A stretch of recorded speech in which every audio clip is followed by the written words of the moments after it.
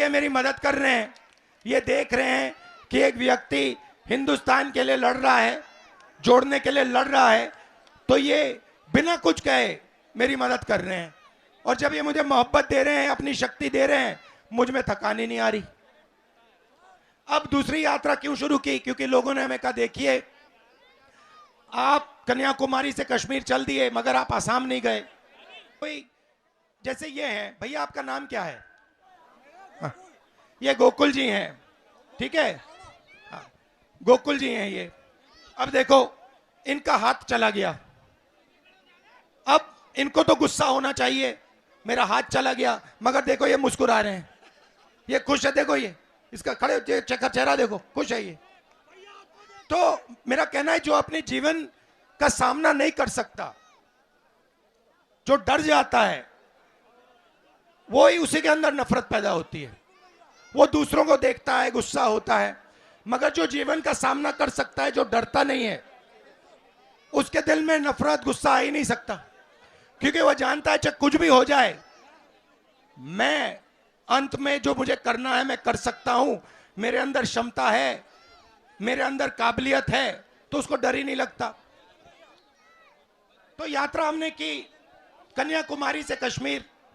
अब अजीब सी बात आपको बताएं, 4000 किलोमीटर हम चले, 30 किलोमीटर 25-30 किलोमीटर रोज चलते थे। शाम को हमें पता नहीं लगता था, थकान नहीं आती थी, और हर रोज मैं अपने आप से पूछता था, ये हो क्या रहा है? 30 किलोमीटर चल लिया, जितनी शक्ति सुबह थी उतनी शक्ति शाम को है।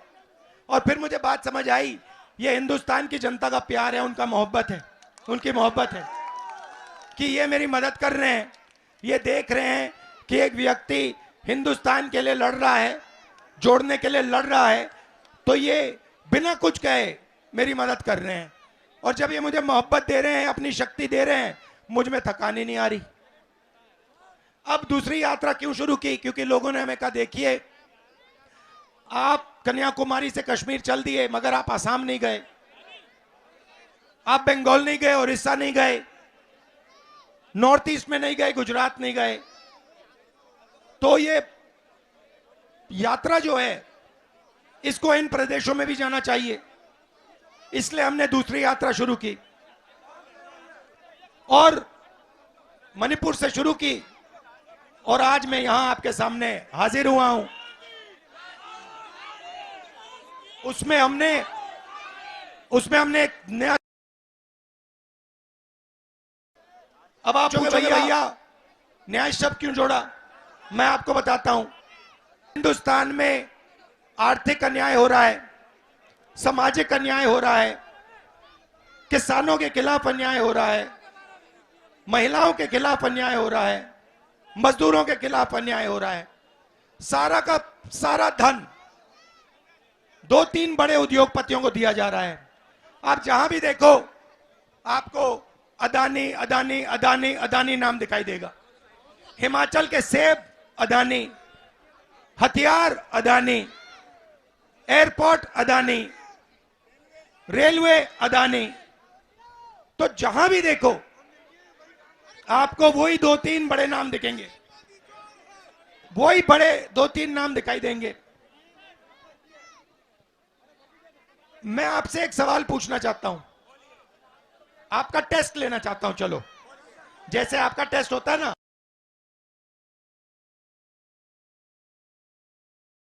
पिछड़े वर्ग के कितने लोग हैं? 50%। दलित वर्ग के कितने हैं? 15। आदिवासी वर्ग के कितने हैं? 15। गरीब जनरल का 5-6% हो जाता है। अब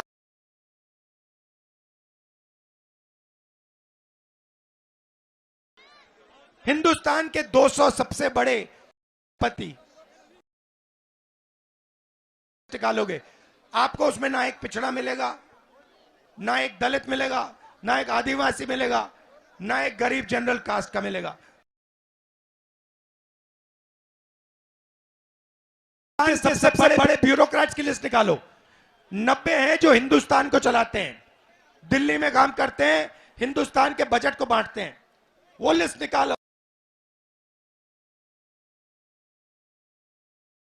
काम करते हैं। छोटी सी मिनिस्ट्री उनके पास। जो बड़ी बड़ी मिनिस्ट्रियां हैं उसमें ना पिछड़ा है, ना दलित है, ना आदिवासी है। सही है ना? देखो, आपका नाम क्या है? बुलबुल यादव। बुलबुल यादव जी, अब ये जो आपको मीडिया में बड़े बड़े पत्रकार दिखते हैं, जो मीडिया के मालिक दिखते हैं आपको, आप टीवी चालू करेंगे, उसमें से आप एक यादव ढूंढ के निकाल दो। अगर आपको एक यादव मिल जाए, एक यादव मिल जाए, मुझे बता देना। ढूंढ लो, नहीं मिलेगा। एक यादव ढूंढो, नहीं मिलेगा। आपको पिछड़े वर्ग के लोग, दलित लोग, आदिवासी लोग ना मीडिया में मिलेंगे, ना ब्यूरोक्रेसी में मिलेंगे, ना बड़े बड़े उद्योगपतियों के लिस्ट में मिलेंगे। आप कहां मिलेंगे? मैं बताता हूं आपको। कॉन्ट्रैक्ट लेबर की लिस्ट निकालो, वहां आपको मिलेंगे। अब इसने मुझे बताया,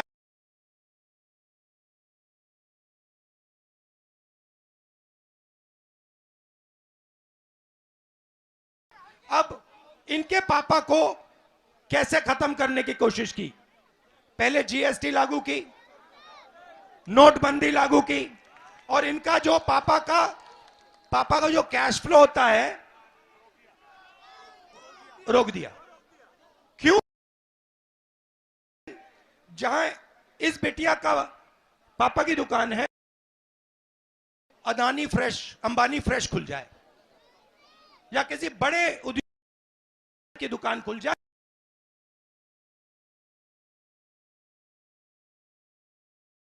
नौकरी जाके करे किसके लिए? उसके लिए। मजदूरी करे किसके? उसके लिए। तो आप हर इंडस्ट्री को देख लो, कोई भी इंडस्ट्री देख लो हिंदुस्तान में, आपको सब जगह यही 10-15 लोग दिखेंगे। अब मैं चाहता हूं कि, नाम क्या था तुम्हारा? बुलबुल यादव। मैं चाहता हूं कि बुलबुल यादव एक दिन कहे अपने आप से कि मैं ये जो मोबाइल फोन है, ऐसा मोबाइल फोन बनाना चाहती हूं। ठीक है? और फिर ये बैंक के पास जाए और बैंक से कहे मेरा नाम बुलबुल यादव है, आप मुझे लोन दो, मैं ये मोबाइल फोन का काम करना चाहती हूं। और बैंक उससे कहे हां बुलबुल, ये लो अपना पैसा, जाके अपना छोटा सा बिजनेस चालू करो। आज अगर बुलबुल यादव बैंक के अंदर जाए और उनसे कहे कि भैया मैं छोटा बिजनेस शुरू करना चाहता हूं, उन बैंक उससे कहेगा देखिए बुलबुल जी, आप घर जाइए, यहां पे हम सिर्फ अदानी अंबानी जैसे लोगों को बैंक लोन देते हैं।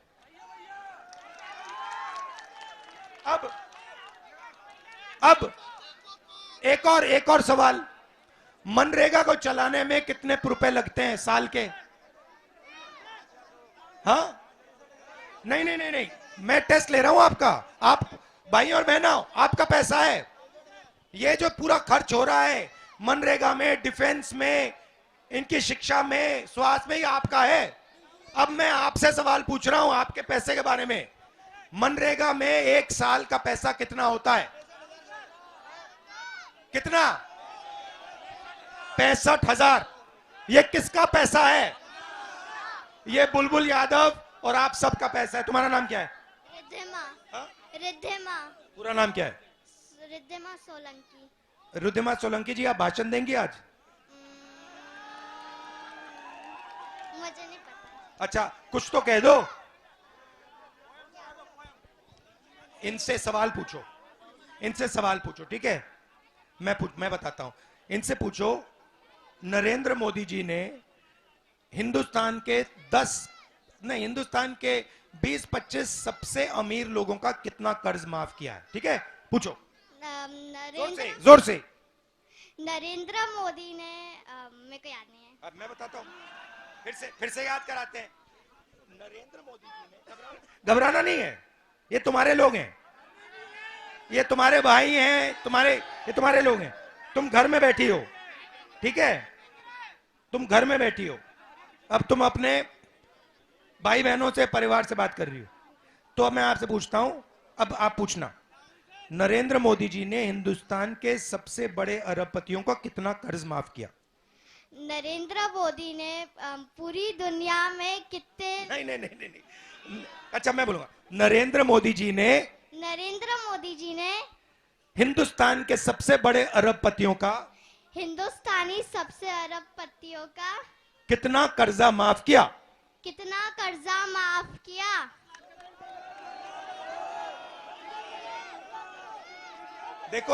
देखो इनका पैसा है, इनको मालूम ही नहीं।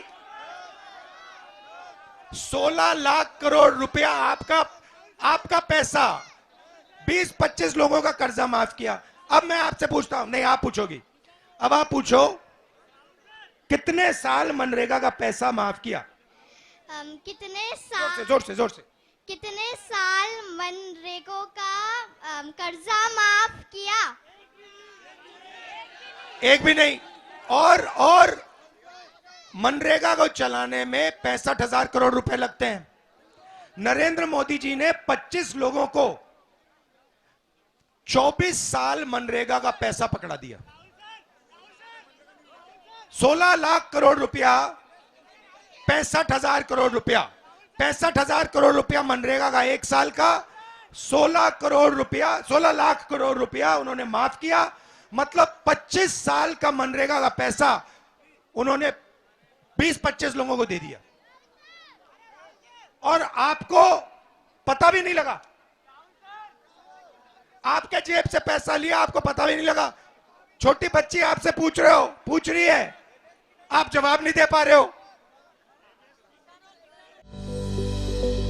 Welcome to K-Mall, a premium project by Kaleen Group. K-Mall is in the heart of Kolkata's electronic, garment and lifestyle hub, Khidirpur. K-Mall, which is designed as a world-class mall, is the outcome of endless effort of our experts, combined with modern superb techniques and new age design. Book now